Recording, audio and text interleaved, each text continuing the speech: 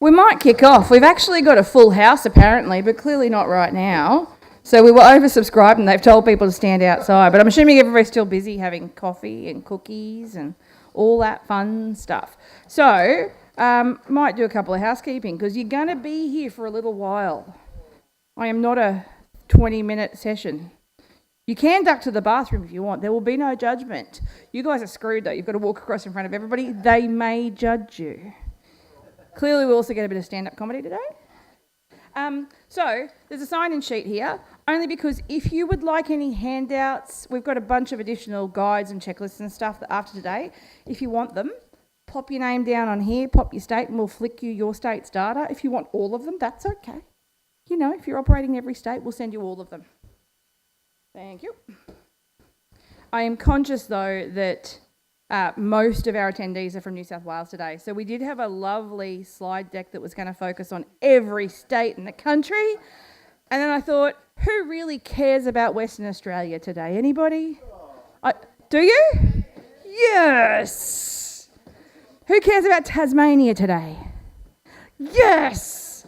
Okay.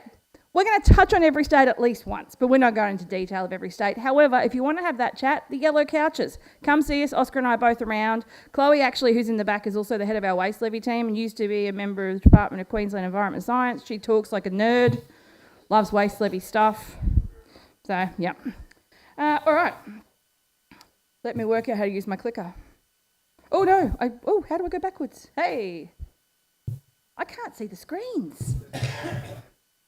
There's one in front of me, look at that. You can all see the one that says operational material use, right? Excellent. Okay, so, hi, I'm Lacey. Nice to meet you all. If you haven't worked it out yet, I'm the waste levy lady. Ask anybody about waste levy. Generally, at some point in the country, they're going to send you my way. They may also send you his way. Say hi, Oscar. That's Oscar. Hello, thanks. Oscar's going to wander around with a bit of a roving microphone today. Please don't hesitate. If you've got questions, this is a workshop. We don't really want to stand and talk at you for an hour and a half. Seems like a waste of time. Probably only going to talk at you for an hour anyway. But yeah, any questions, stop me, ask away, go hard. All right. So this is where I get the obligatory plug. If you don't know who we are, I'm from Resource Hub.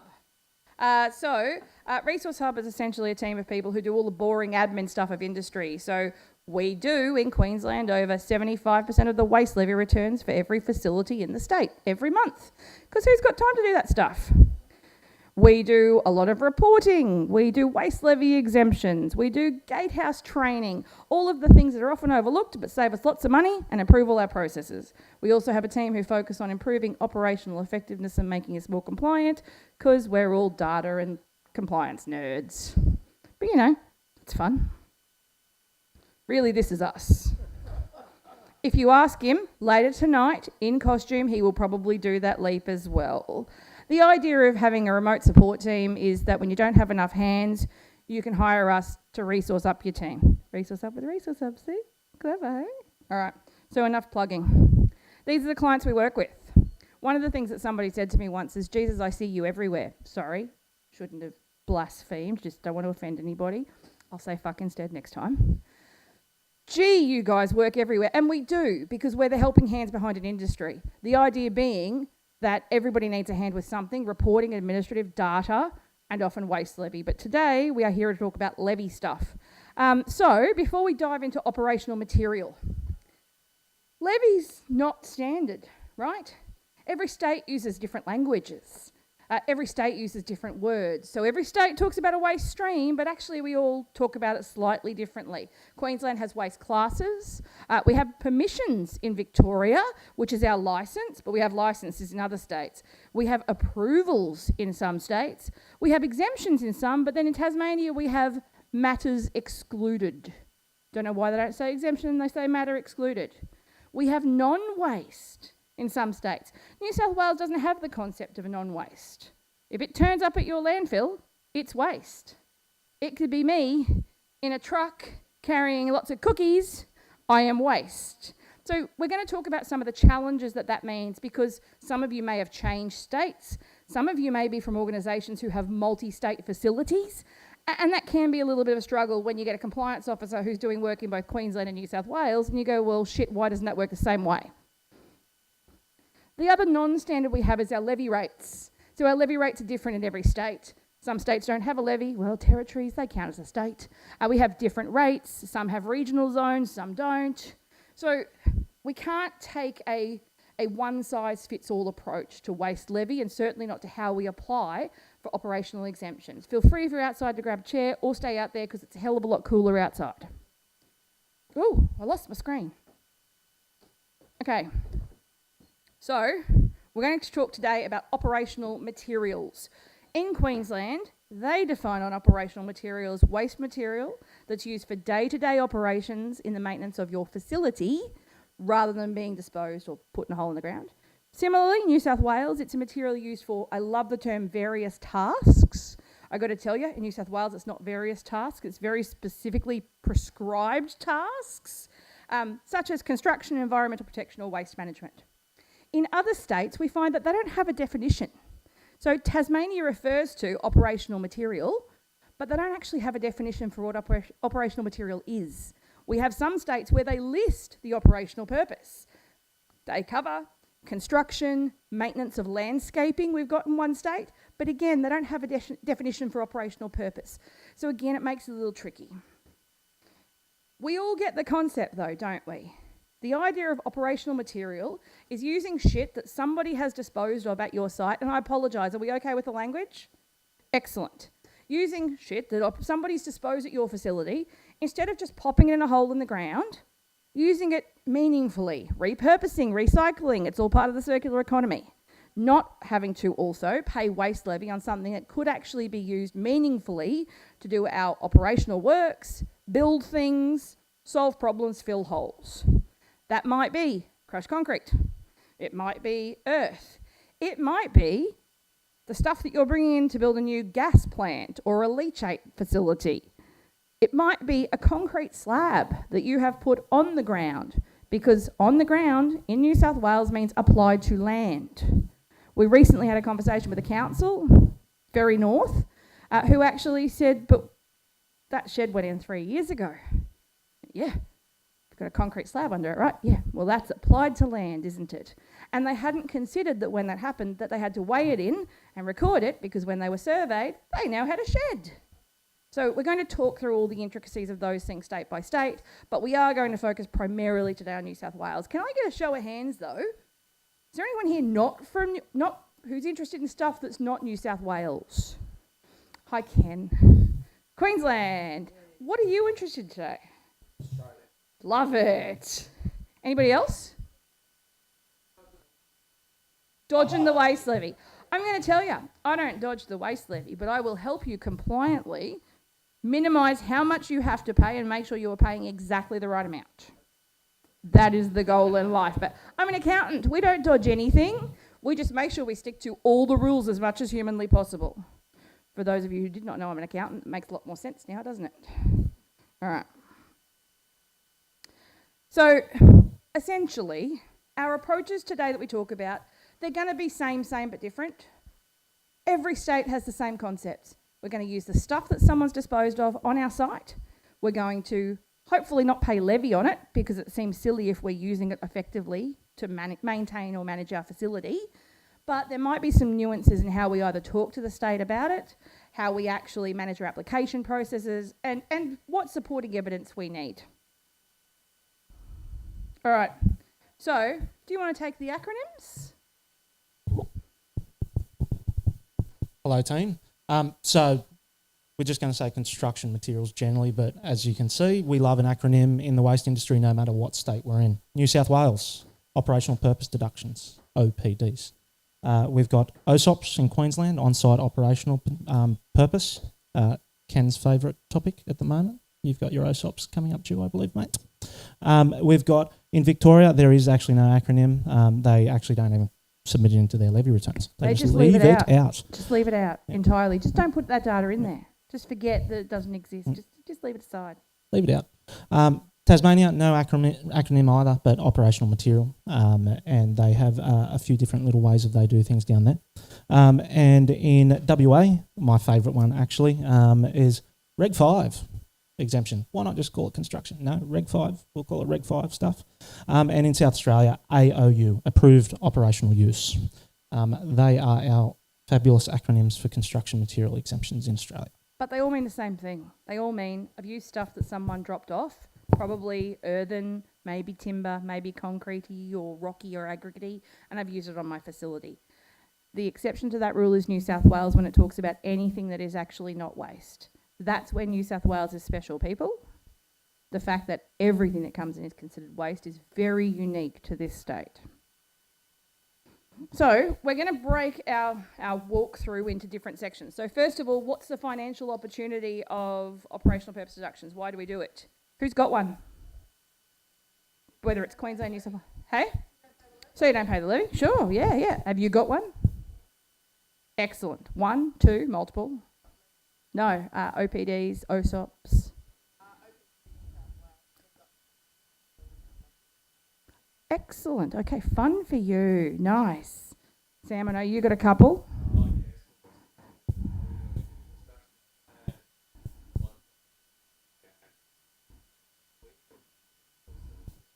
Okay.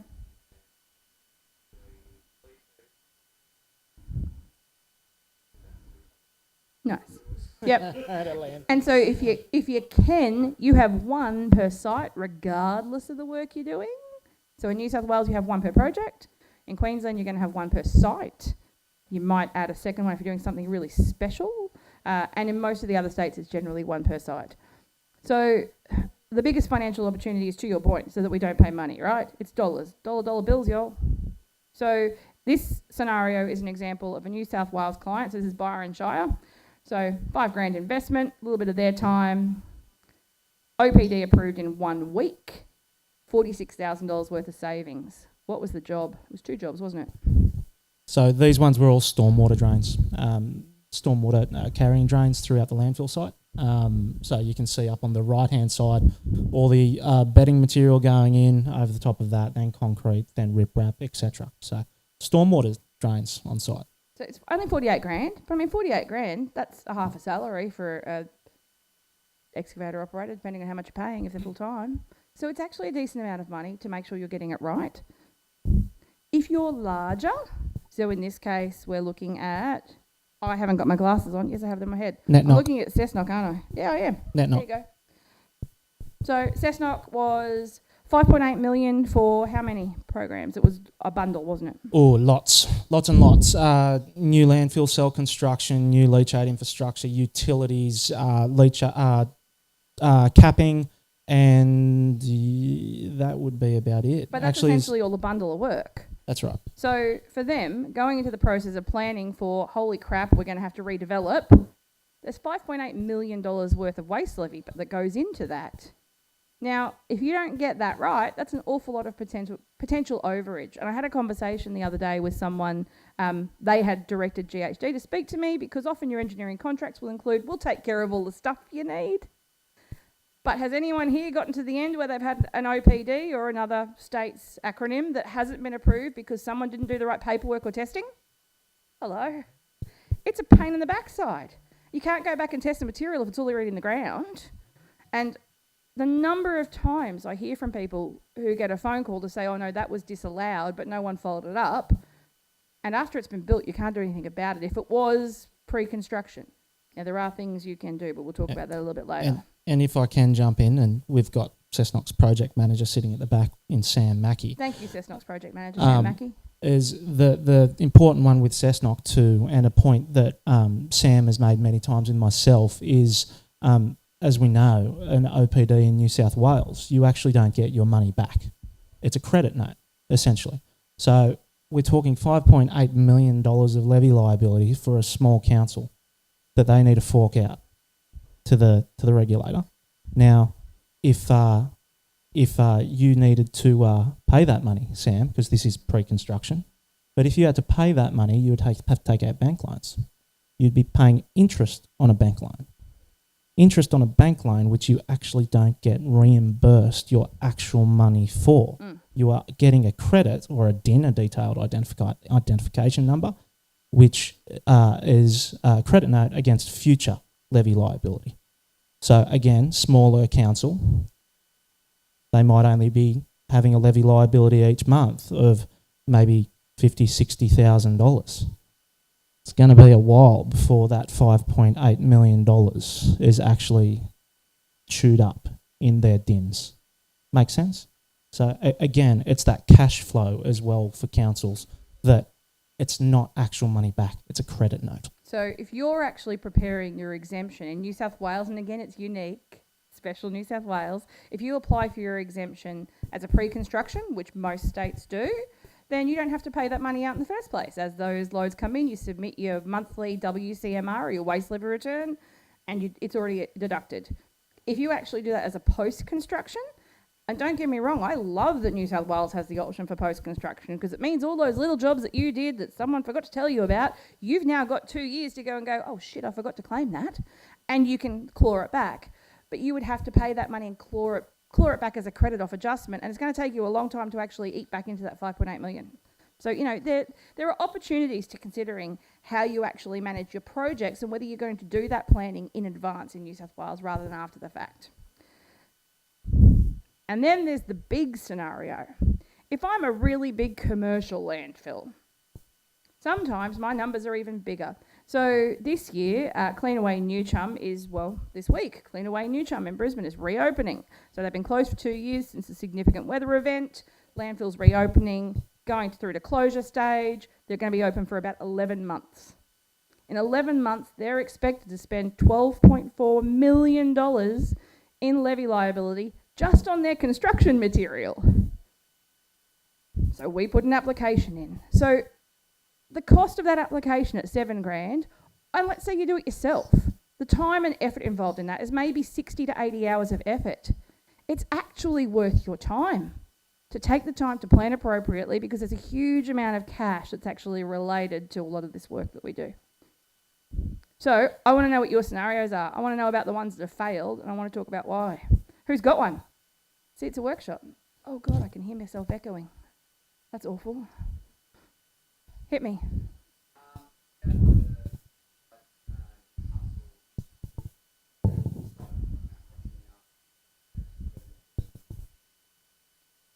Yep.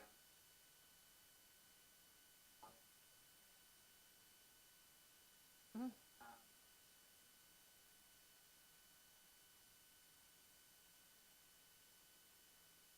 Yep.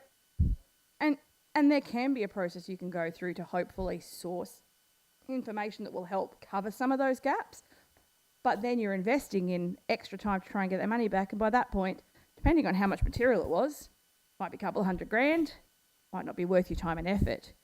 But it's still a couple $100,000. It really is worth time and effort just to do it right in the first place. Anybody else got one that's been disallowed? Oh. Okay, tell us about it. Yep. Yep.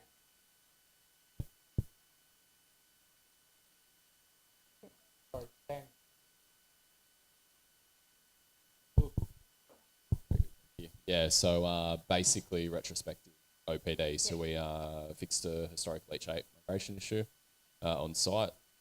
Fortunately, our contractor at the time didn't weigh things, didn't weigh everything. It was good that they had receipts and things that we could use, but it took a hell of a lot of time and effort for multiple people to get that one approved, and pretty small amount of money, but we did it for the principal. Well, you can set an expectation for how you do it next time too, right? That's it's exactly a whole new right. process. So we had some learnings. Documented cell constructions are coming up for us. So it's something for us to think about into the future as well. And interestingly, one of the things I actually really like about a retrospective OPD, so if you're not a New South Wales person, you're applying for things before they happen. In New South Wales, you can do it after the fact. You've got 24 months. I like them because they can be easier. They can be.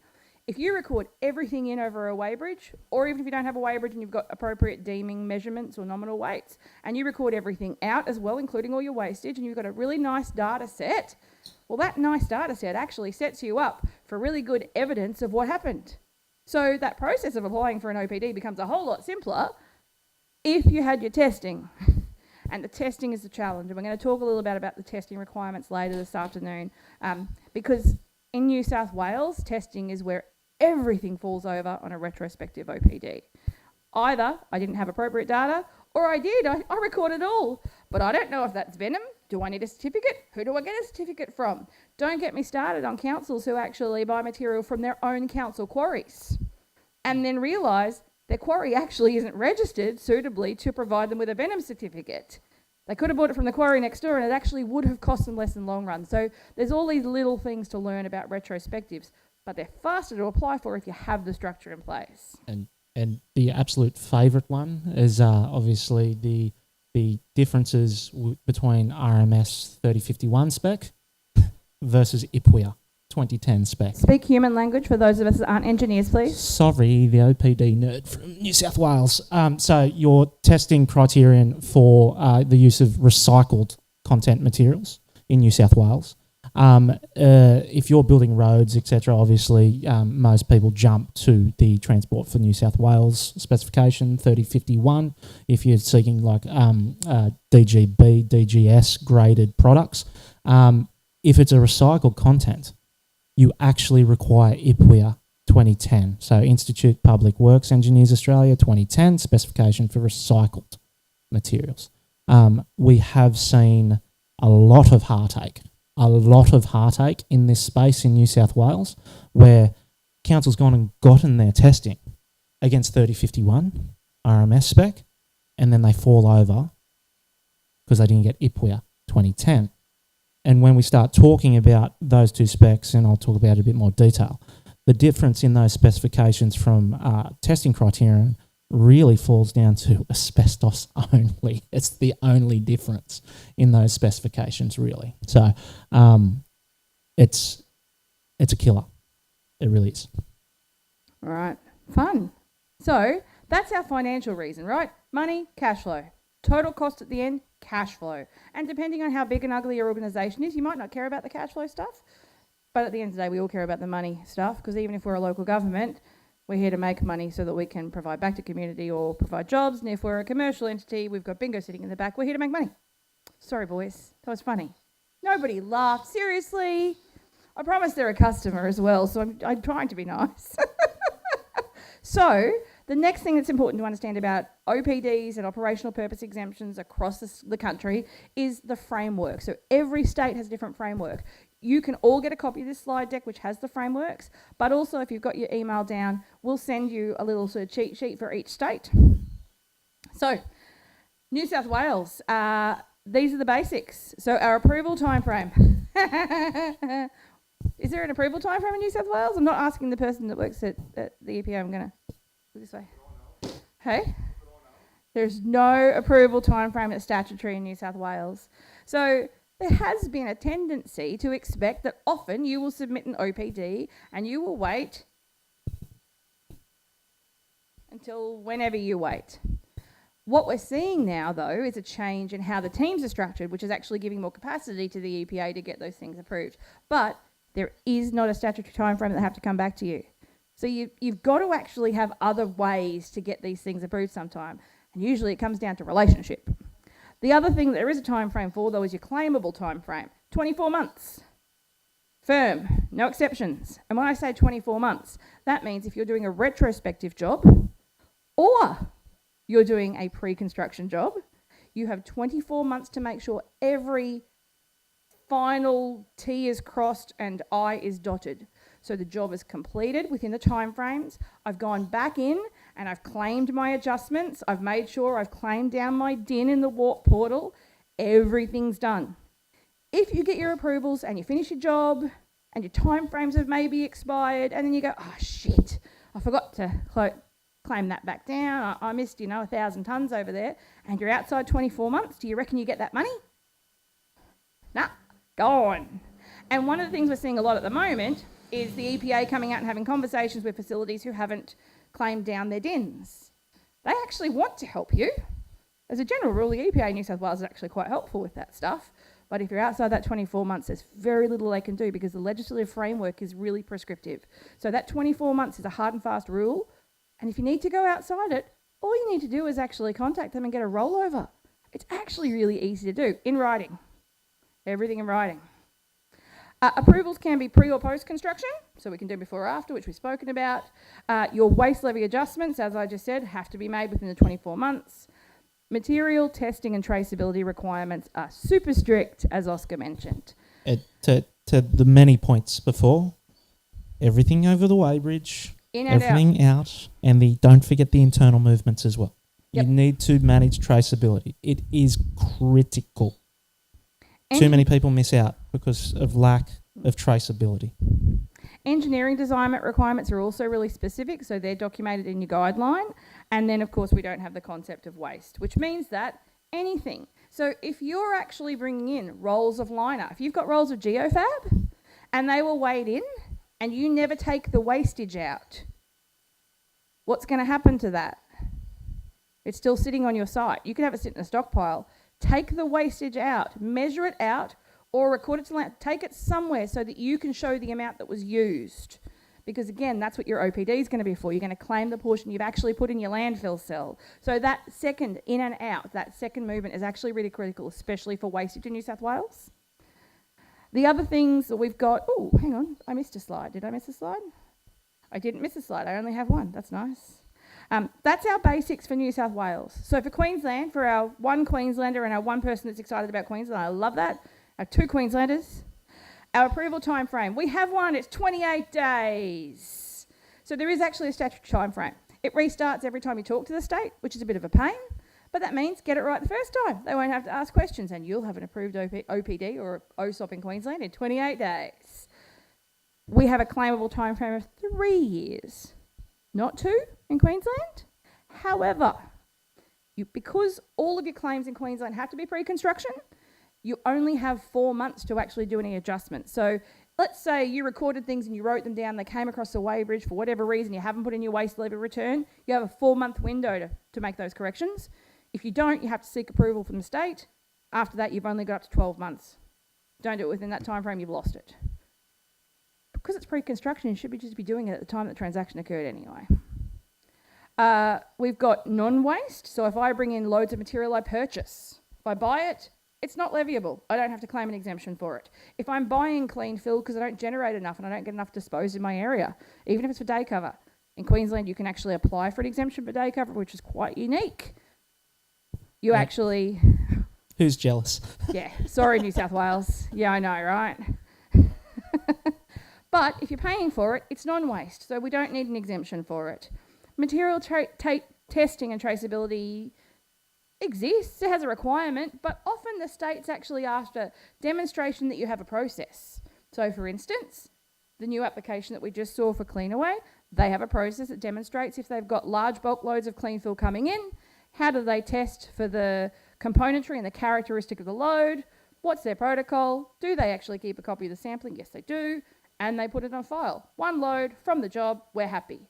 Not as stringent as New South Wales.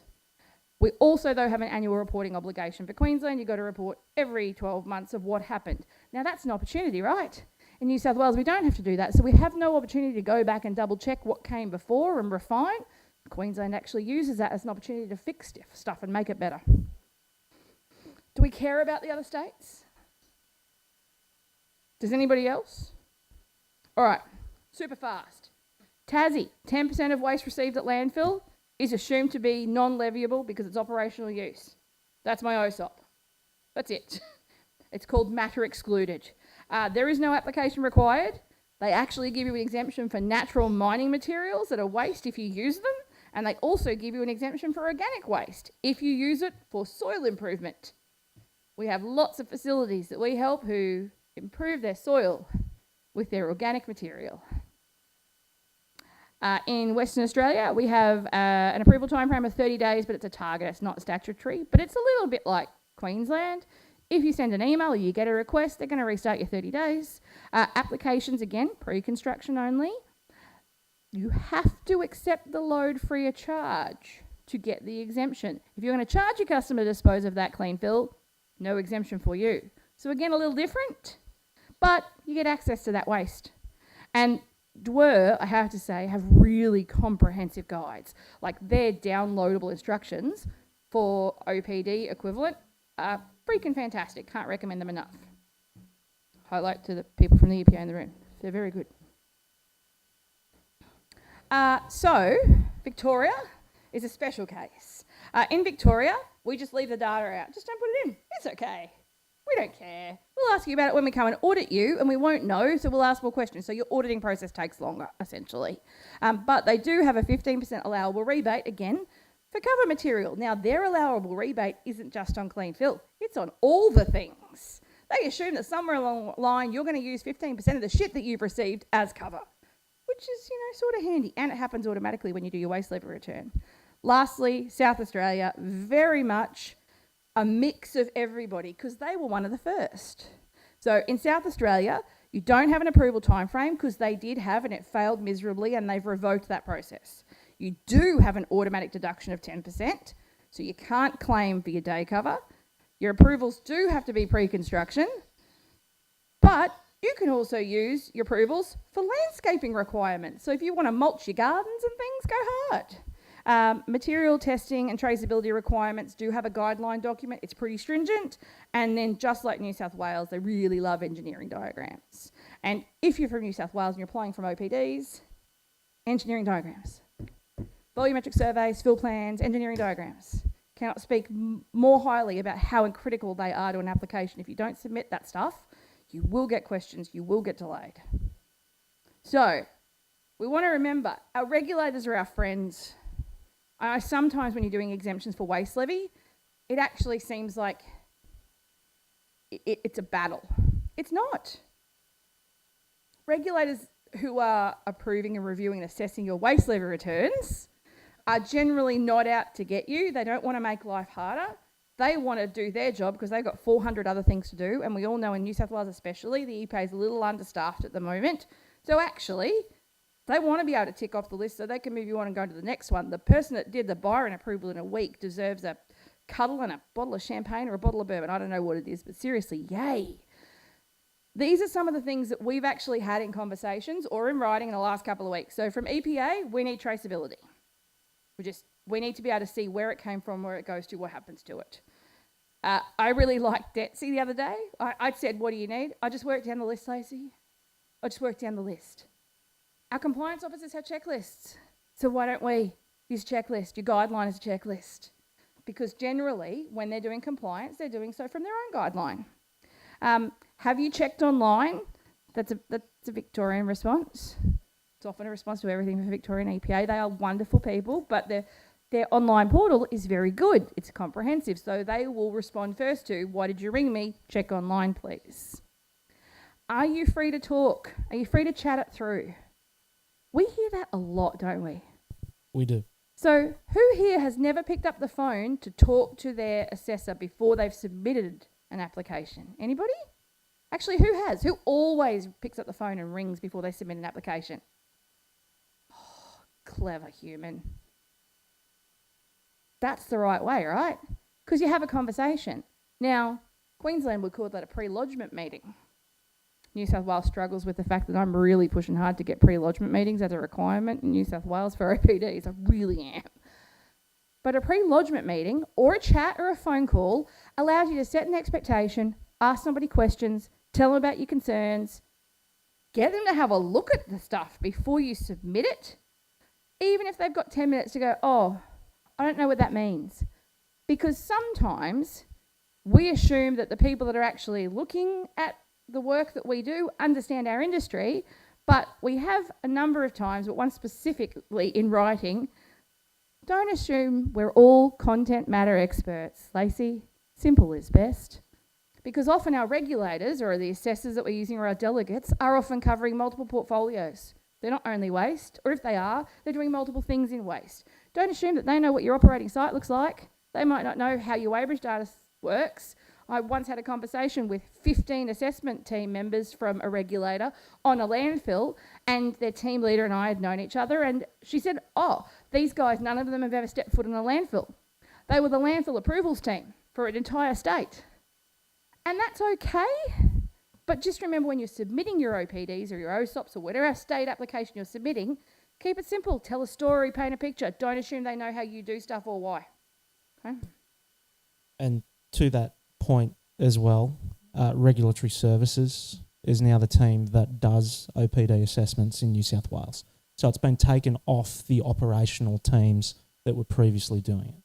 To Lacey's point, New South Wales is a bit understaffed. A lot of experience has walked out the door at New South Wales EPA, but we've handed OPDs over to Reg Services. They've got like 10 or 12 other areas of interest that they look after.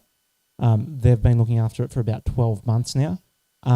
Many conversations with those Reg Service assessing officers in and around, hey, phone call picking up, it's, hey, this is a real conversation, is can you just give me a bit more information on what a landfill gas extraction system is?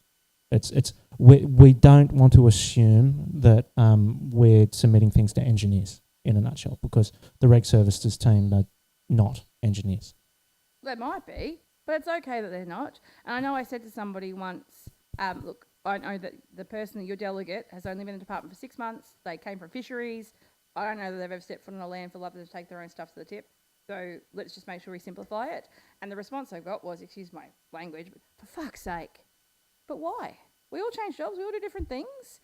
And frankly, if you dumb shit down, you'll get a faster response. So simple is best, people. And to Oscar's point, it is actually about, it's not what you know, it's who you know.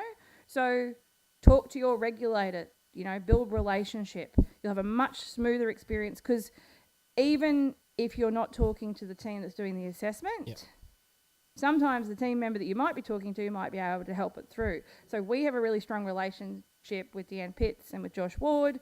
Their teams have been road showing around the state lately, talking to people about how OPDs work.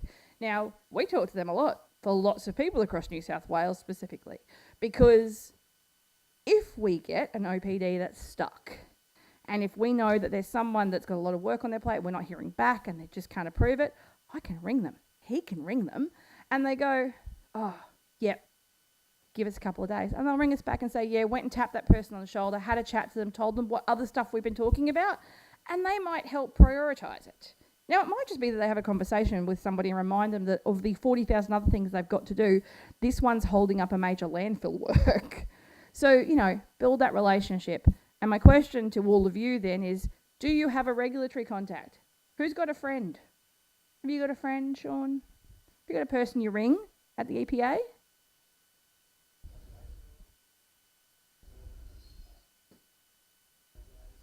Okay.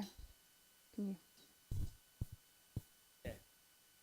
Short answer is yes, we do, but they change quite regularly, as you sort of changes. Yeah. So it's a bit hard to keep up, but we've started to create a bit more of a stable relationship. But you know that at Singo, even if that relationship changes, you can probably ring Maitland or Cessnock and say, hey, have you been talking to someone? Have you got a friend? Because it's probably the same friend, right? Yeah, Oscar keeps us updated as to who the best too. person is. So yeah, you guys help us, point us in that right direction. But it's you build that relationship and you think you've got that stable relationship, and then all of a sudden that person's no longer there, and you have to do that all over again. So it can be a bit fatiguing, I suppose, to continually be on the mark with who's in charge of what. But it is important, especially for a regional, facility like ours, to know who we need to speak to. So to add to that too, because Reg Services is new to the space, to your point, those new people coming in, the process of, how to put it nicely, educating our regulator in what industry standard practice is. It's a landfill gas extraction system. It's kind of in the name, guys. It's a system that extracts gas from a landfill, to be honest with you. So, but if you're part of a regional group, invite them to your regional working group. But if you're a local government, bring them along. Yeah, but that it's tough, that turnover and the churn, because we as an industry also need to educate our regulator to an extent as well. Yeah, don't be afraid to educate your regulator. They'll actually appreciate it most of the time, because again, it makes their life easier, which means they'll make your life easier. All right. Anybody else got any friends they want to share that someone should know about? I like to share good friends. Oh, Ken has a friend. A very helpful officer in Queensland's DETSIs, but she works for Resource Hub now. Sorry. I just realised where that was going. Don't get me wrong, I've got my eye on someone from EPA New South Wales as well. Good to have friends in high places. And friends in low places. We don't forget the low Yeah, places. Oscar's the friend in low places. It's the friends in low places, the ones that are actually assessing the claim. So it's be friends with everybody. Yeah. How you going? Hello, friend. I'll introduce myself. So I'm Michael Palandri. I'm head of the Waste Insight Unit at EPA. So we are the administrators of the I know. Thanks, warp- Michael, for the Warp introducing portal. yourself. I'm not part of the assessment team, but what I can say is that we manage a very active mailbox, the waste.levy data mailbox, and so I would advise if you don't have that specific contact, please email that mailbox. Yep. Because we do have, because our focus has always been on waste levy. We do have that consistency, or at least that knowledge base that remains sort of consistent with all things levy. So I guess my suggestion there is that if you email us, we will know the people internally that your inquiry needs to go to, and we work very closely with Dee and Josh at Waste Levy Compliance Team. We work very closely with the reg Celeste and Michael. Yeah, so if you're struggling to sort of get onto a particular person, I'd suggest emailing the waste.levy data at EPA mailbox. Do you want to give them the email address just to be on the safe side? That is the email address, waste.levy Levy data data. at epa.nsw.gov.au. .nsw.gov.au. Yeah, there you go. Maybe you can share that with your Actually, we can mailing totally list. share that in the mailing list. Yeah, totally. that would be good. And then just specifically on what we do as well, we sort of come into play after the fact when you have got your deduction identification number and you need to, when you're going to use that and that sort of thing, if you do have difficulties in using that or have questions about that, again, that mailbox, if you email us, we can help you through that. So, Thanks. there you go. And to that point, so that email address is actually quite handy. So that's the next step, right? Build your relationship, but know where your escalation point is. Know where your email is, your general mailbox that you can access to a whole team. I emailed the mailbox the other day because one of my team members was doing updates for somebody's DINs, and I think it took 4 hours for someone to come back to me and say, "Oh, sorry, yep, so-and-so is going to email you shortly." 4 hours is not the end of the world. We don't expect to have a phone number for our regulator to ring them all the time. Well, I do, but that's different because I'm, a little bit bossy and demanding. I'd also like to thank you personally. Keep going. It is the right direction. Thank the Lord. It's getting better, right? The updates in the Warp portal when submitting an OPD. Thank you for making free text for post-construction, that we don't need to sit there and manipulate surface dimensions and areas and densities to get our final claimable tonnage number, because it sucks, to be completely honest. Can we please have it for pre-construction as well? Thank you. Excellent.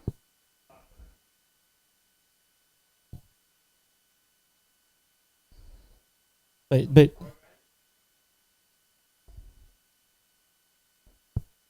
yeah, keep going. The direction, keep rowing, keep going. Yep. Yeah, we're not going to help you with that. We're trying to save people waste levy money. Just to be clear. All right. So key requirements. So these are our key requirements for New South Wales. So essentially, we've got a list here of all of the specific requirements that you can, or the specific purposes you can use for submitting an OPD. So they are restricted to within this framework. You can't submit an OPD for anything. You can't say, you know what, I desperately want to build some really nice garden beds out the front along the entryway and put in some new opening gates, and I want an OPD for that. So you've got framework there. Within the framework, the other thing is, of course, to remember that waste isn't waste. You don't have a concept of non-waste. You have to record everything.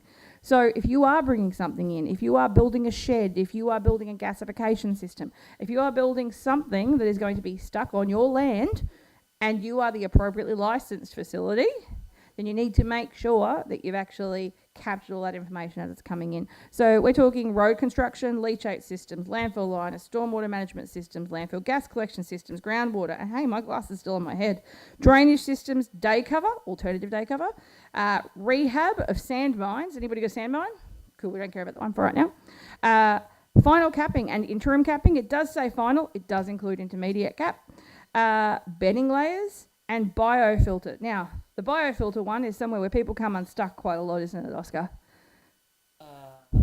The biofilter one for pollution and odour control. Yeah, they do. The other one, being mulches, is in general, I think a lot of people come unstuck with that, particularly not just for biofilters or for sediment erosion control. Actually, with mulches is one that a lot of people come unstuck with. So just remember, when you're looking at doing your project, go and grab your eligible operational purposes in New South Wales, pull it out, see what the materials are that are approved. Don't be the council up north who went, yeah, we use this material for biofilter, for pollution and odour control, and then we decided to also use that material somewhere else because the somewhere else now wasn't approved and they've had to pay levy on it. So just check those materials that you can use for each operational purpose. Reg 15, straight out of Reg 15. And the Reg. Not everybody wants to read Reg 15. I do.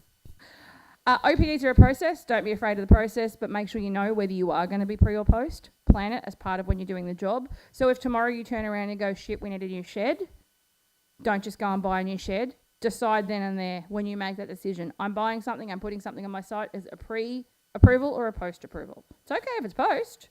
Plan for it because you're going to need to record the transactional data when it comes in. Good record keeping is critical. Weighbridge. Anybody not got a weighbridge at a landfill in the room? Love it. Excellent. Use your weighbridge. In and out. Get your material testing in place. So if you're using venom or if you're using recycled content material, make sure it's appropriately tested. And also when you're doing your OPD application, can you please write a cover letter?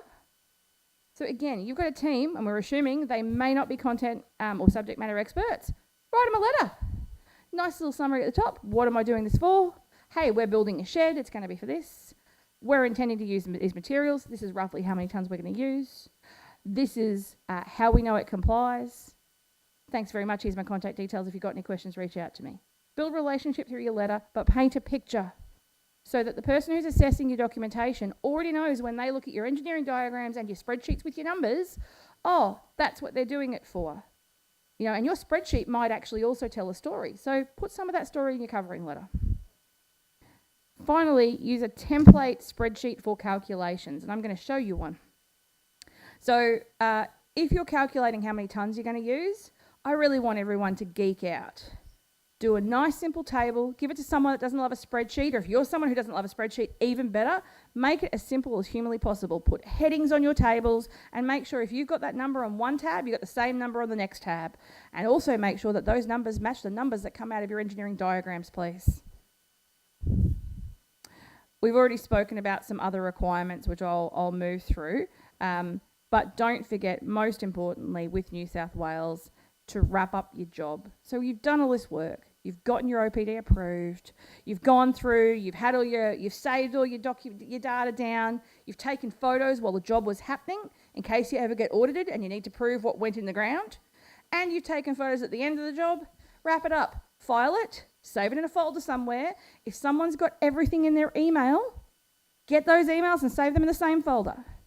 Don't be the council that rings me and says, we've got an $800,000 bill because old mate left council, went to work for the other council, and now we don't know where he's gone. And apparently he didn't send the last email to get our OPD approved and we had a question back. What do? File it as soon as the job's done. And of course, update your DINs, please. For Queensland, your OSOPs only relate to landfill. So if you've got a Queensland landfill, don't stick anything in your landfill as well as in your RRA.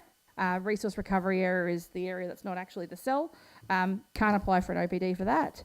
Your applications are 3 years. Use it. You can amend it later. And don't forget, record keeping again, super critical. All right, let's look at a spreadsheet. So this is an OPD spreadsheet. We are not going to give you a template.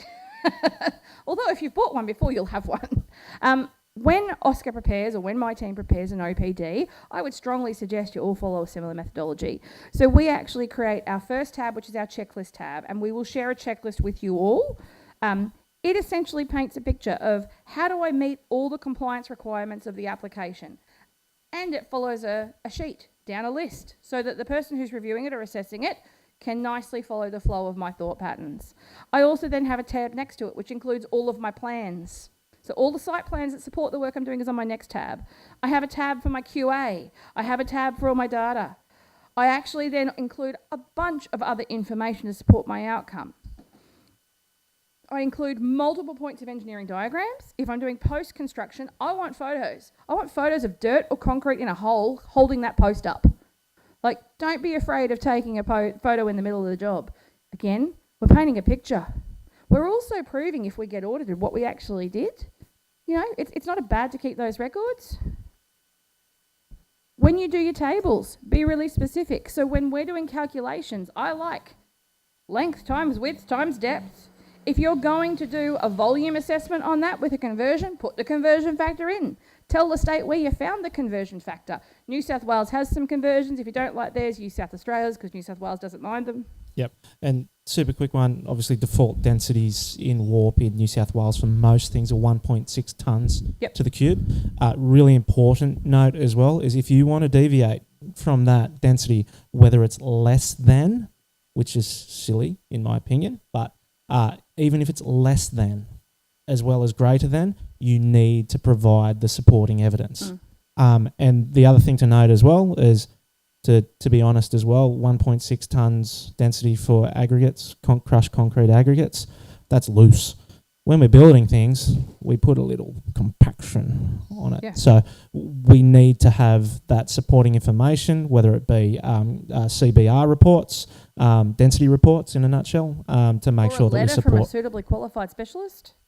Yeah. So If you like your engineer, get them to write you a letter that outlines the requirements. Yep.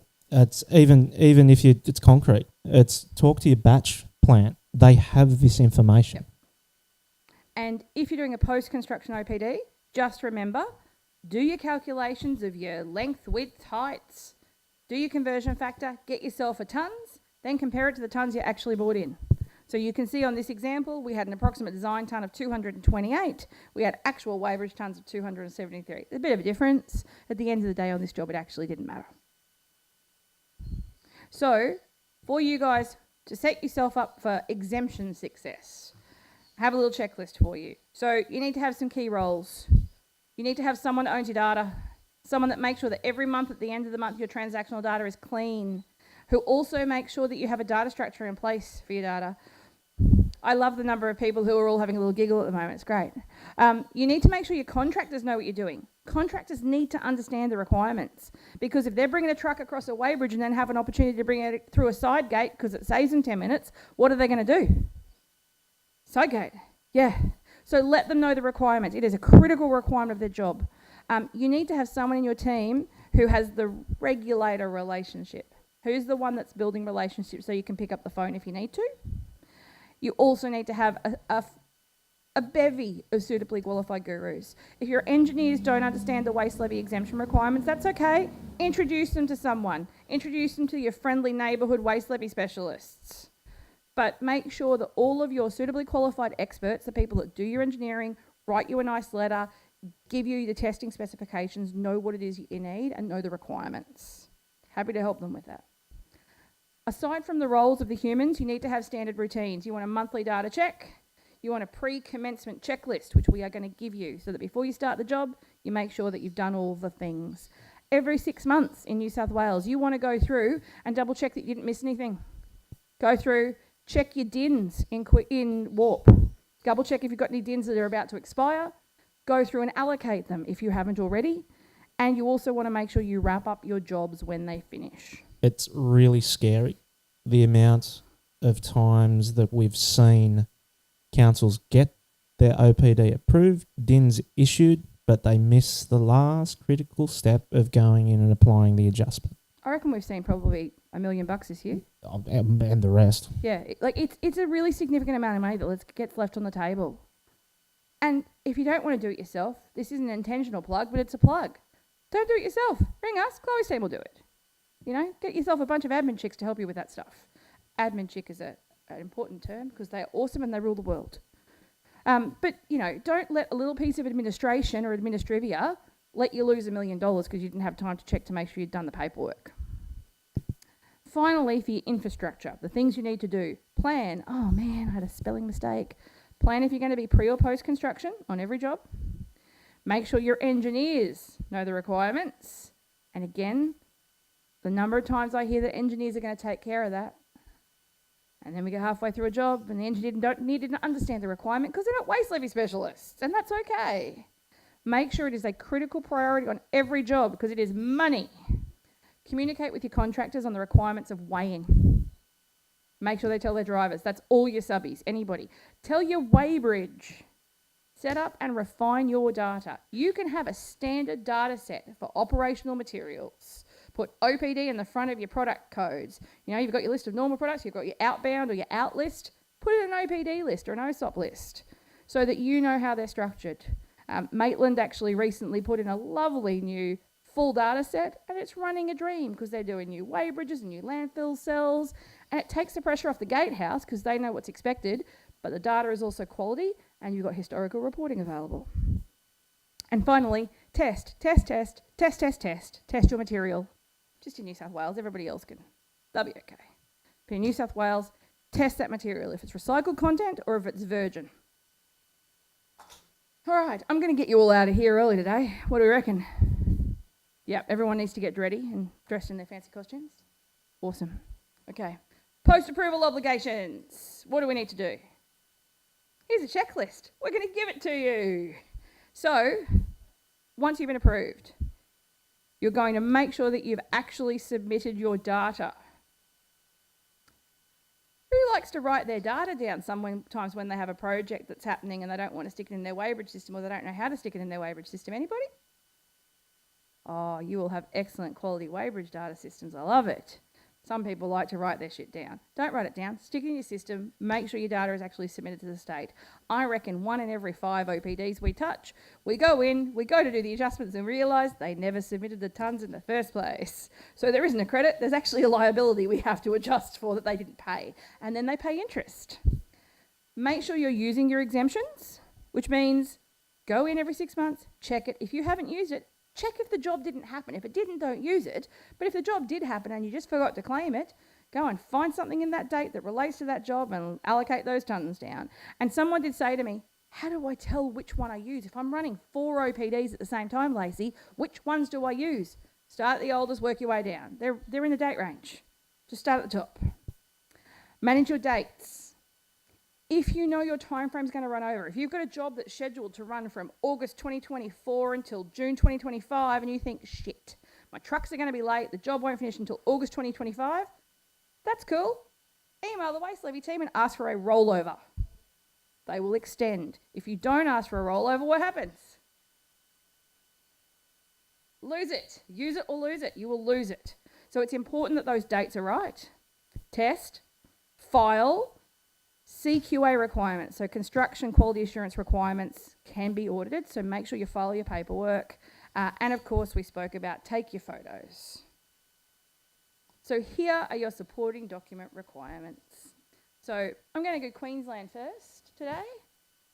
So in Queensland, weighbridge data, engineering plans, fill plans, volumetric surveys. I love a good volumetric survey when we're actually submitting things for cell work. Really, even roads. It just shows the undulations of the land, makes a good story. Transport dockets. If you know you're going to have trouble or if it was a really tricky conversion, the calculations or the tonnes are a bit different, keep a copy of your dockets from transport provider as well to back up your weighbridge data. Invoices from your supplier. Material testing, if you needed that. Photographs, always photographs. And then supporting letters if you had someone write one. We had an application for Gympie Regional Council a couple of weeks ago, and the requirement on their licence is, I think, 300 mil of material. The suitably qualified engineer said, actually, because of the site, because of the water, we want 400. Now, that's going to be a problem in future if we've had an approval that said 300 and we've used 400. Get that letter from them that says this is what you need, because that's supporting evidence. A spreadsheet of your calculations, keep your workbook, and then finally a rationale in your application that tells your story, which is your New South Wales equivalent cover letter. In New South Wales, it's all the same stuff, all the same things, but just have that cover letter as well.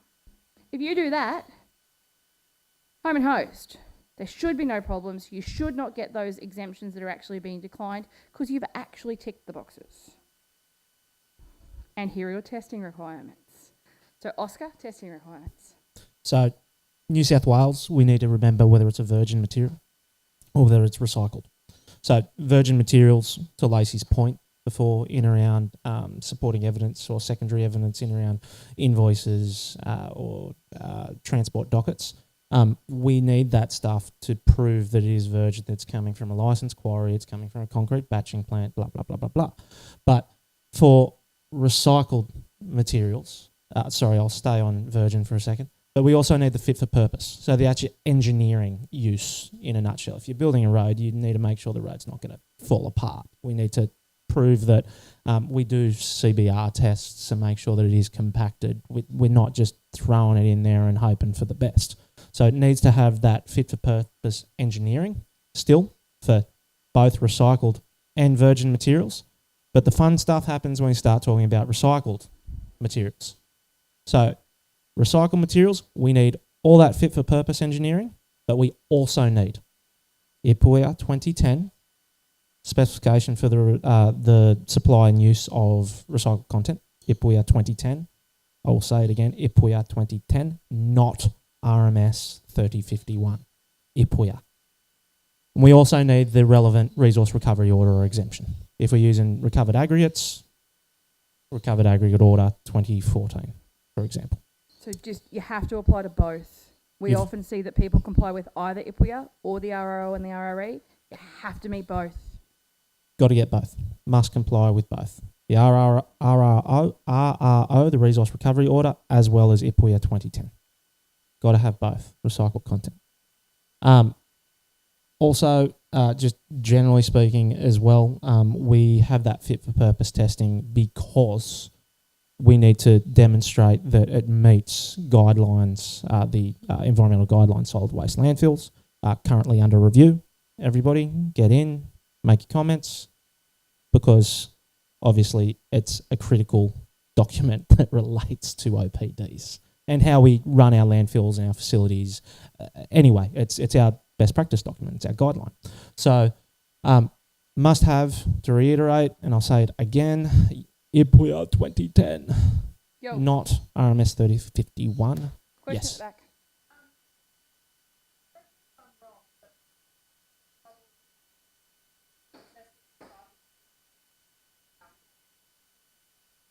Okay.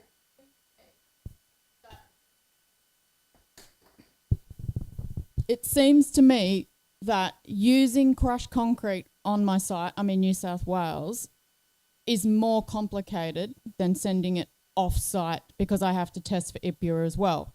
Whereas if I'm just complying with the resource recovery order, I can test for the resource recovery order and send it to someone else to use. But if I want to use it on my site, I've got to test for IPWEA as well, and I end up just transporting it to Queensland like everyone else. So That doesn't happen. I just wanted to flag that as a barrier for us, particularly with the regulators in the room and for you guys who liaise with the regulators all the time, that makes my life hard.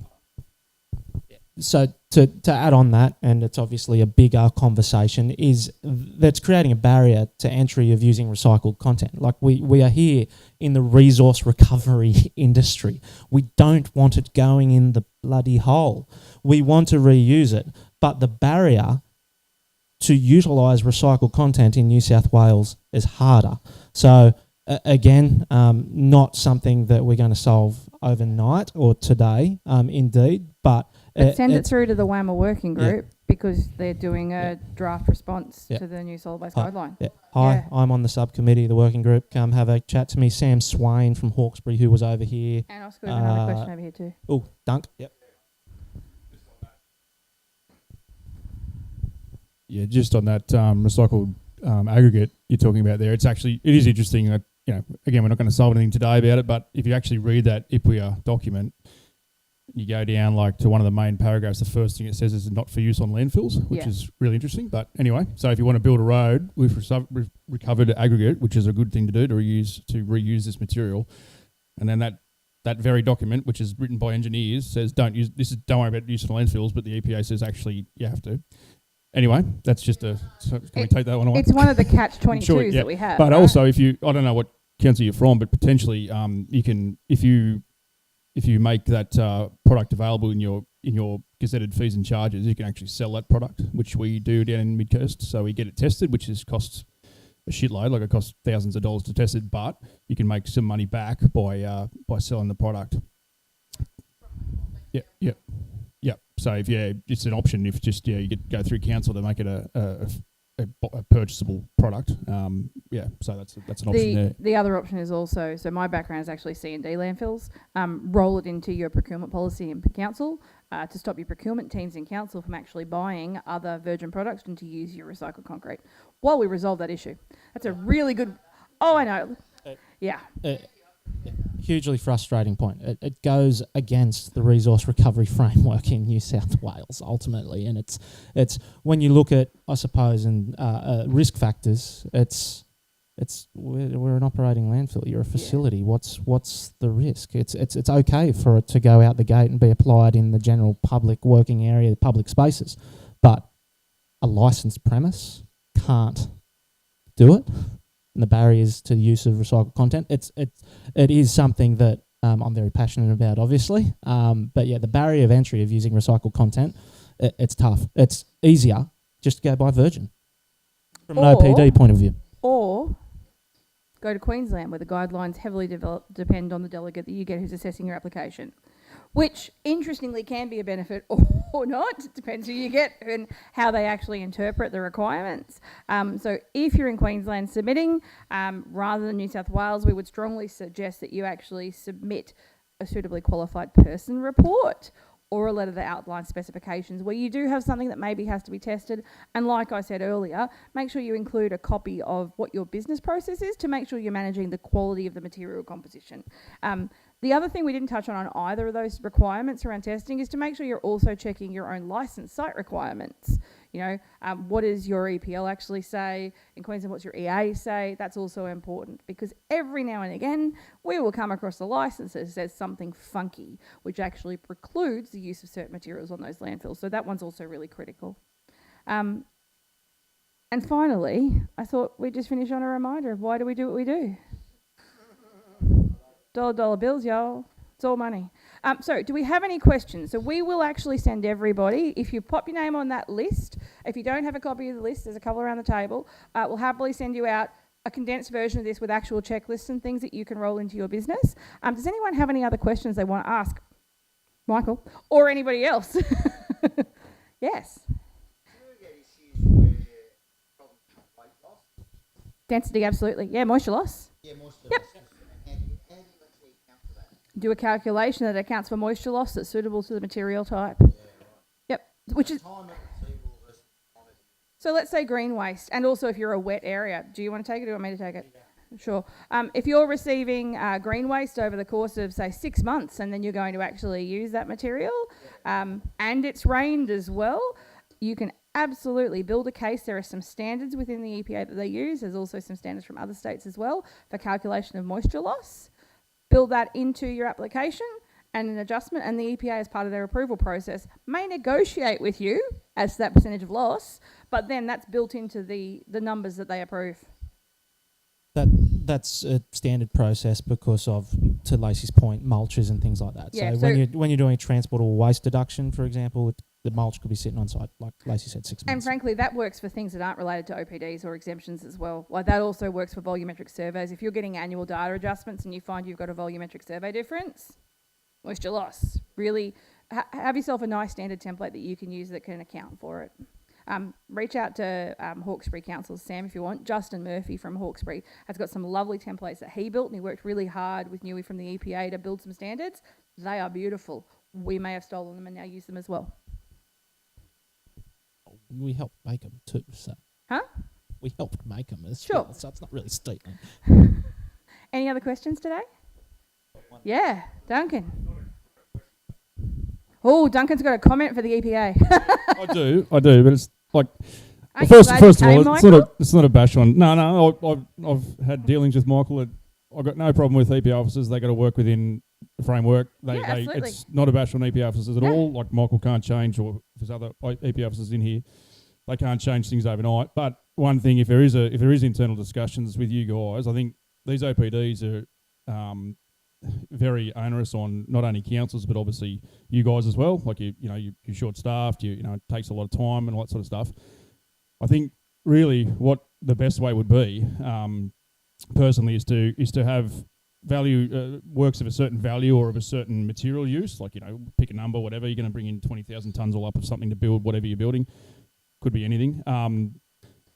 The councils go through a lot of time, effort and expenditure to engage suitably qualified engineers that we have to submit the designs to you guys for you to say, yes, I approve that.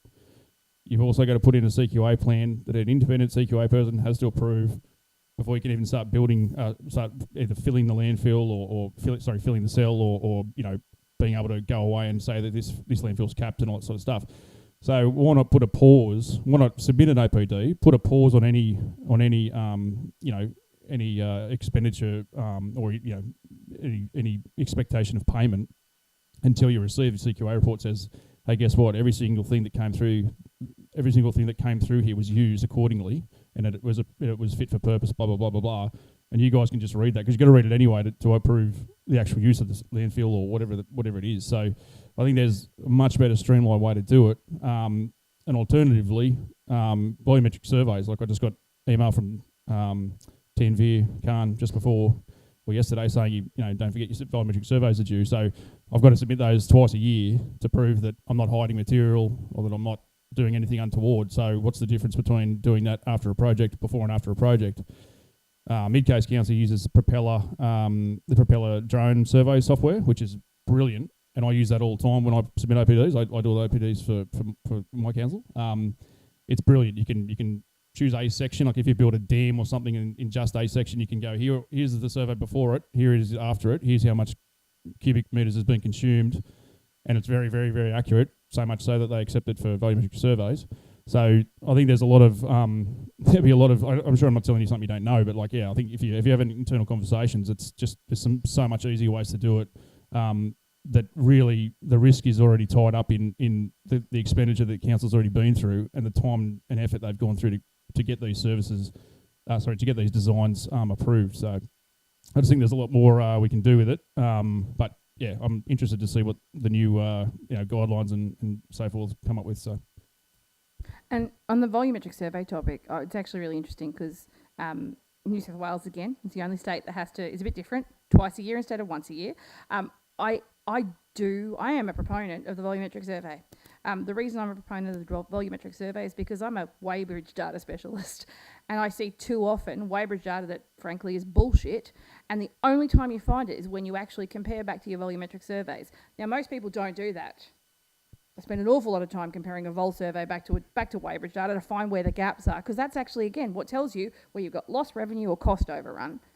So I'm with you on the once a year rather than twice a year, and also using quality systems. But don't take away the vol survey requirement, because it makes people who aren't great at managing their data accountable for making sure that their weighbridge data is actually accurate. Just jumping back to Dunk, what you were saying in around whether it be BOQ use or something like that, suitably qualified person, engineers, third parties signing off. Those conversations are happening within the subcommittee, which I'm sitting on, with the landfill working group. We should be going back to EPA in about 2 months' time with our proposals for what we would like to see OPDs become in New South Wales. We are working on it. Watch this space. That conversation of third party engineers, bill of quantities, building surveyor, that's what's going to be used in the project, that's what's required, here's the engineering plans, submit through WARP, move on, call it a day. No more of the crazy amount of legwork that you need to do to go into building claims that we're currently under. And we're leaning on a lot of the learnings from around Australia. So we're not just saying, hey, we want this, it's untried or tested. We're drawing on Queensland. We're saying, hey, Queensland can get statutory turnaround times in 28 days. How do they do that? They have forms. They have templates. They have guidance documents which you can rely upon and use. New South Wales, unfortunately, does not have that. We have a 2-page guideline that, respectfully, I don't think really helps at all, to be honest. And within the reg itself, it's not prescriptive enough. It's actually quite open as far as what requirements are there. And it's there so, and we understand the reason why, because the EPA wants to be able to make sure that they can request the documents that they need based on a variety of construction activities or uses. It's not a one-size-fits-all.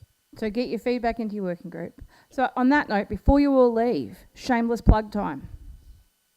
Colleague behind you has a team that does volumetric surveys for about 48 organisations every June and about half that every January. If you need a hand to submit them, we don't do the surveys, but we will check them, we will submit them. Let us know. If you want a hand with your OPDs, Oscar can generally smash out $12 million worth of OPD for $7,000.